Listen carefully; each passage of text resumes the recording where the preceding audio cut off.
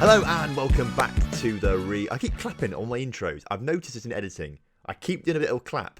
I don't know why it started, and it actually is a little bit annoying because it makes a weird noise. And I'll stop it. I'll try to stop it. I promise. Anyway, hello and welcome back. Hope you're all doing well. We've got 3 games special for you today: Inter Milan, Cordoba, and AS Monaco.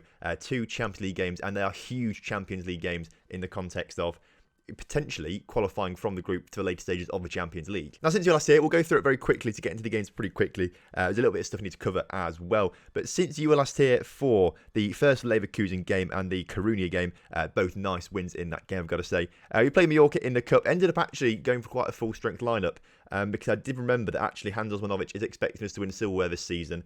He expected it last season, it gave us another season because we got to the final.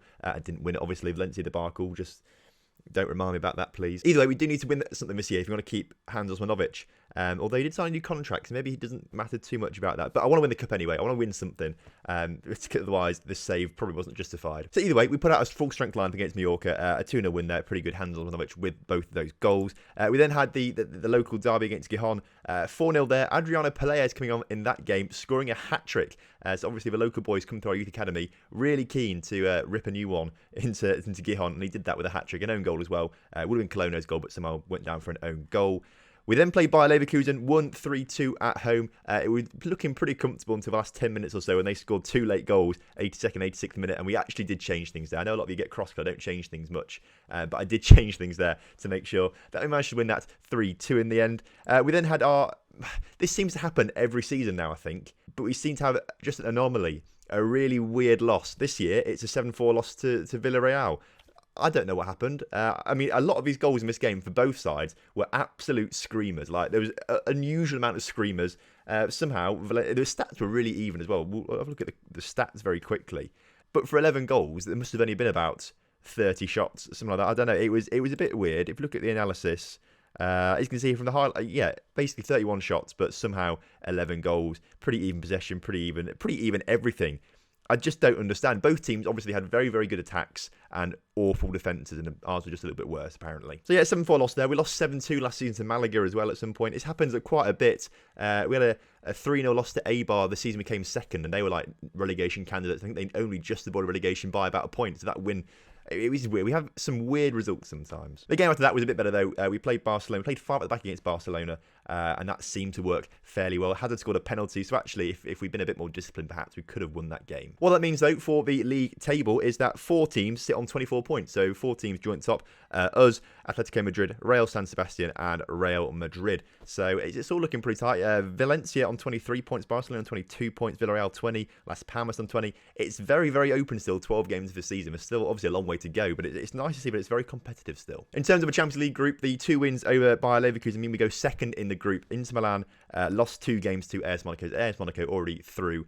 Inter Milan had been beaten twice by them, which means we go temporarily second, of course. If we win today against Inter Milan, I think it pretty much guarantees, in fact, it does guarantee that we get into the later stages of the Champions League, which is pretty good. A draw, and we could be looking a little bit shaky going into the game against Monaco, because I don't think we'll beat Monaco. Monaco obviously won every single game so far, so we can assume that they'll beat us. I'm also going to assume that Inter Milan will beat Bayer Leverkusen as well, although they draw earlier on in the season. So to be absolutely sure of qualification, we do need to win this game.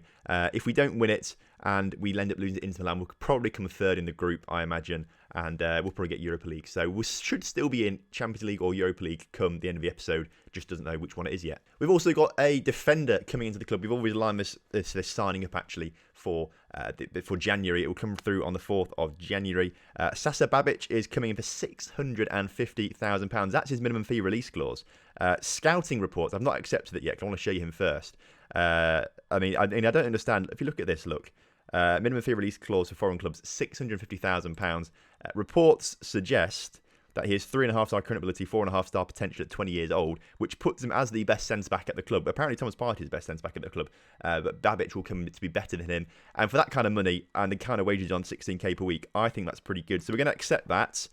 And actually, I was going to say, we can't actually see, can we? I was expecting it to just come through immediately he's signed. We can actually see if he's actually good, his star current ability, but we've got to wait till January for that. So in January, we'll reassess. Right then, this is going to be the lineup for the Inter Milan game. We're playing at home today, and we play this formation away. We lost 1-0, but we looked pretty good with this formation against Inter Milan away from home, so I think we can trust it at home to try and get the win today.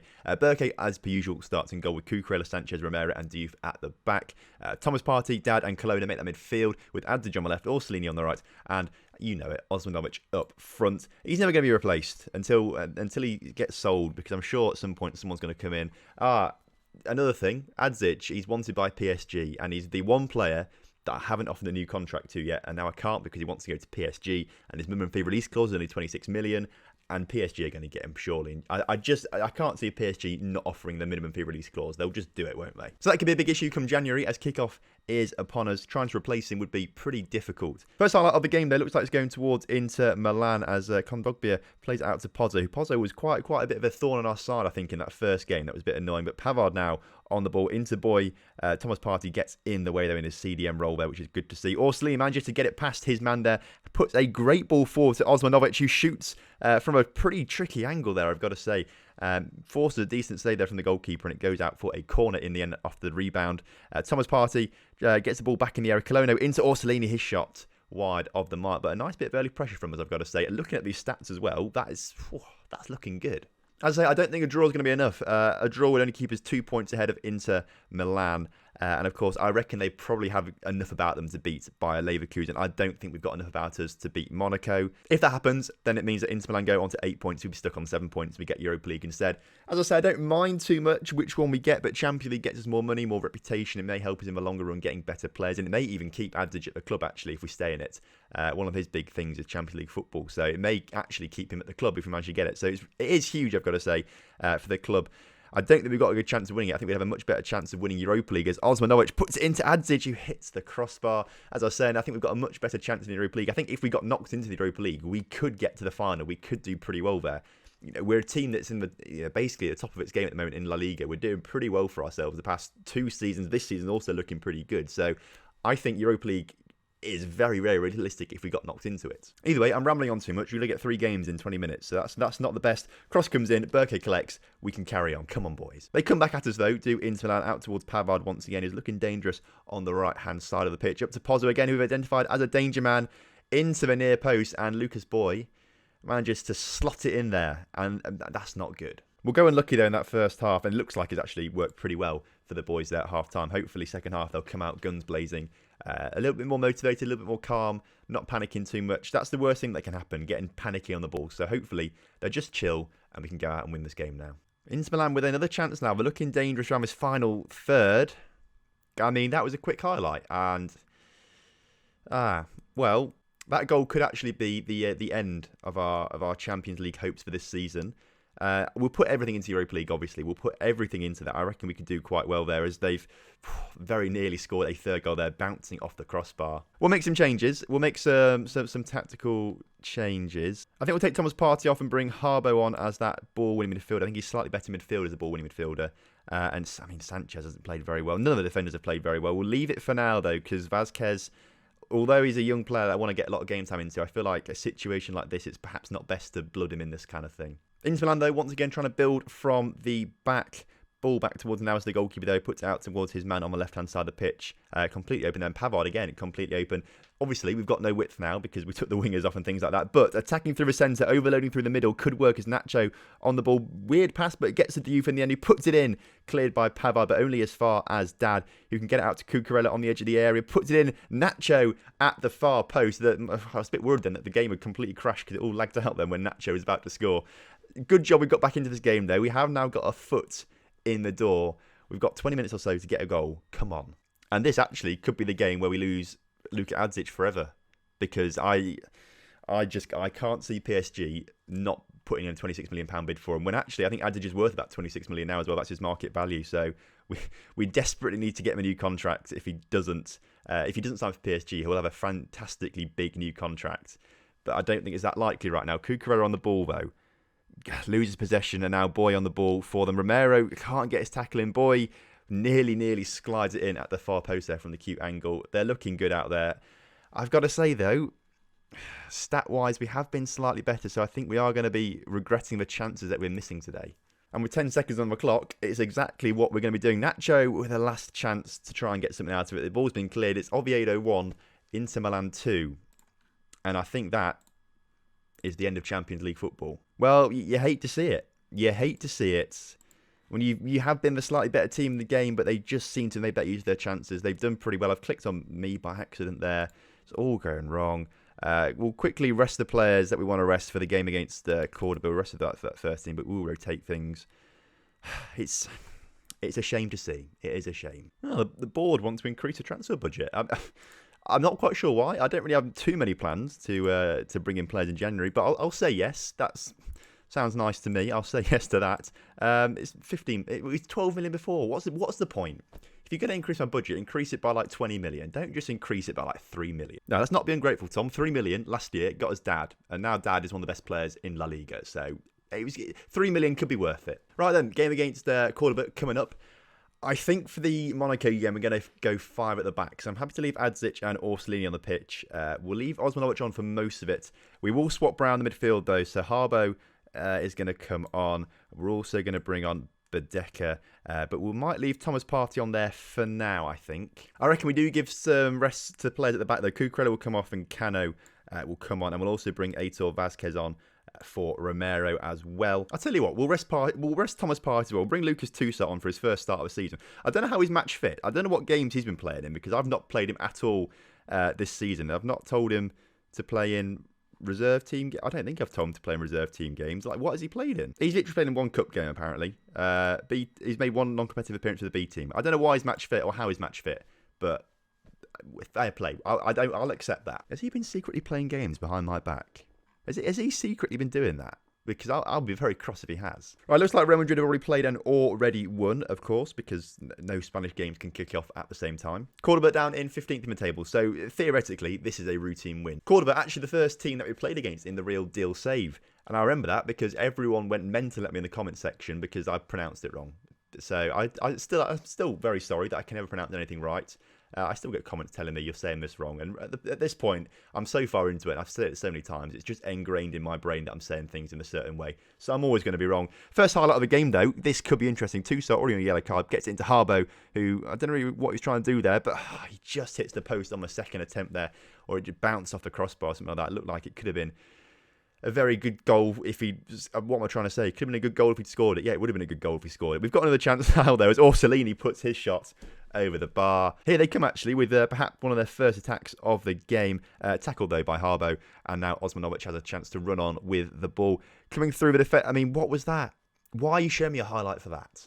I have key highlights on for key moments in the game, and that was not one of them. Unless it just means there's going to be no goals in this game, and because there's going to be no goals and no action, that actually was a key highlight because there's going to be no good ones. Cordoba, though, coming down there right inside the pitch, our left. Cano tries to get a tackle in there, seems to have done enough to put the man off his pass there, and Osmanovic can now get it out to the right hand side to Orsolini. Orsolini, it's a very good ball, actually. I thought it was a bit adventurous, but Adzic does get on the end of it, puts it into Osmanovic, cleared, but only as far as Badeka now. He can get it out wide once again to Diouf. Diouf has got a good cross on him. Osmanovic down to Orsolini, and Orsolini blasts it over the crossbar. 18 shots, but only 6 on target. That's a poor ratio. Are we going to rue missing all these opportunities? As here come Cordoba now for still looking for one of their third shot of the game. Chummer on the ball out towards Aitor Garcia. Aitor seems to be a very popular Spanish name. I didn't even realise it, but there's a lot of players that seem to be called Aitor in Spain, particularly in our youth team. It's quite confusing. But Berkioza gets the ball, plays it out to Vazquez, and now Diouf has a chance to try and launch a bit of a counter-attack. Orsolini back to Harbo in the middle. I wish we had a 12th player to make a diamond in the middle. I wish we could have 12 players on the pitch. That would make things a lot easier for us, although we don't need it, do we? Because Luka Adzic puts it across to Hans Osmanovic. We go 1-0 up finally, 66 minutes into the game, and we join Real Madrid on 27 points. Perhaps a chance for us to double our lead now as we come forward on the ball. Orsolini back towards Badeka. I thought he was going to go out to Diouf, who has acres of space on that right-hand side. Adzic back more centrally in towards Osmanovic now. Diouf, with all that space, puts his cross in. Orsolini finally gets a shot on target and puts it in the back of it. It's doubled our lead now. Orsolini's done very well this season, actually. He's got a few more goals this year. It's looking like this could be his biggest goal tally this season, I think. And there we go then. It's a 2-0 win on the day. Pretty good going. We maintain pressure on top of the table. We still stay joint top, which is very nice to see. Once again, we'll rest the team that just played that game, give them a day off training. for the troubles of winning that game. And then we've got 2 days off before the Monaco game, where it's all or nothing, basically. All or nothing. That's probably a bit harsh, actually. It's more just like Champions League or Europa League. Both are pretty decent, actually, for a club of our level. Right then, Monaco game. Straight to 5 at the back, I reckon. I just think it's the safest thing to do. It's what, especially away from home as well. I just think it's what is going to work best for us out there. We're going to bring Colonna back on the pitch for Badeka and Dad on for Harbo. We'll bring on Thomas Partey as well to go centre-back. I trust him there. Cucurella's going to come back on the pitch. And then Diouf just isn't very good at wing-back. So we're going to bring David Cameron on for him. The only games David Cameron gets now are at wing-back and we play 5 at the back. And we've done actually all right this season. We played 5 at the back, so he can't be doing too bad of a job. Right then, massive game taking on Monaco. Kickoff is once again upon us. If we want to have a chance of getting later stages of the Champions League, we need to win this game and hope that Inter Milan also lose their game as well. Chance, though, for Monaco right now, and that's was a decent shot from far out, I've got to say. Berkeza making it look comfortable there. He's got a chance to show distribution now, puts it up towards Osman, which doesn't get there, although Sanchez collects that loose ball now, and Nacho on the ball has a chance to try and spread the play out a little bit. Adzic back to Nacho, kind of a risky ball there, but David Cameron out there with plenty of room, drags 3 players out, creates more space in the middle there. David Cameron tackled on the edge of the area, and Luan now has a chance to counter-attack for AS Monaco. Back across to David Neras, who's got so much space. Torre with... Is that Adama Traore? No, it can't be Traore, it's just Torre, isn't it? But Luan scored at the end of that. I was trying to work out, was it Adama Traore, and he somehow made his way to Monaco. Well, not the best of starts, I've got to say. We should have done a lot better there, defensively and offensively. Of course, we could draw today, and Inter Milan could lose, but Inter Milan had better head-to-head record against us because they beat us twice, so they go ahead of us in the group. So this is why we need to win, and we need Inter Milan to lose. Oh, I have just realised as well that Vazquez is still on the pitch. We should have put Romero back on. Actually, I say that he's got the best rating out of all the centre backs right now, so I'm probably criticising him unfairly. But Romero was meant to be back on the pitch. Right, well, half time, 1-0 down. We've only had 1 shot, so well done, Tom. 5 at the back is a great formation. Let's switch back to wingers then. I mean, Nacho can't play there. Orsolini, get yourself on the pitch. Colonna, Dad, Partey. I mean, that's looking all right. Let's start the second half. We've made that 1 change. We'll probably take Vazquez off later on, and well, to be fair, I'm being too harsh on him again. I'm looking at the stars. I'm looking at the star ratings too much when really I should be looking at his in-game performance, and he's actually been the best at the back at the moment, so I can't complain about him. Oh, this is awful. Leverkusen have just gone 1-0 up against Inter Milan. Leverkusen are doing their bit for us. We're just not holding up our end of the bargain. We are going to take Partey off, though. We're going to bring on Harbo in that attacking midfield position. We're losing right now, and all we can do is lose, or we can try and go all out to try and grab some winners. Show some passion out there, boys. Show some passion. I want to see you... Leverkusen 3-0 up against Inter Milan. Inter Milan are not winning that game, basically. So this is a fantastic opportunity for us to actually go through into the Champions League. And right now, we're just being thrown about like a rag doll. Belotti just in behind us.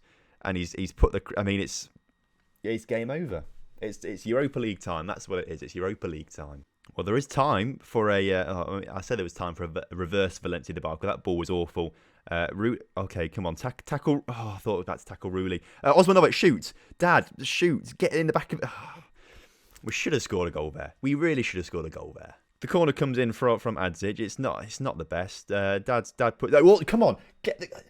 We were in the back. Okay. There is time. Well, we've lost 2-1 on the night. I mean, the better team won. You've got to say the better team won. It's very frustrating as well that Leverkusen seem to have hammered Inter Milan. That's 3-0. That's you hate to see that. Toussaint, he wants to have a go at me. I'm not talking to you right now. Actually, I think we're gonna wait till the Thursday when all the Europa League games play to find out about Europa League stuff, and I can't bother to do that right now.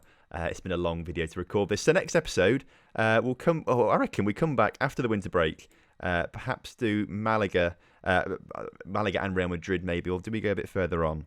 No, let's do that show. We'll do that. We'll know who've got on the Europa League draw, which will start in about February time. So I think that's a pretty good place to come back and do an episode. So unfortunately, no Champions League for us, but we do seem to have. I hope we have Europa League football. So fingers crossed. Now we can go on, march on that, and try and win it. Thank you very much for watching today's episode. If you have enjoyed it, make sure you do drop a like on the video. Subscribe to the channel if you're new around here, and I will see you next time for some more real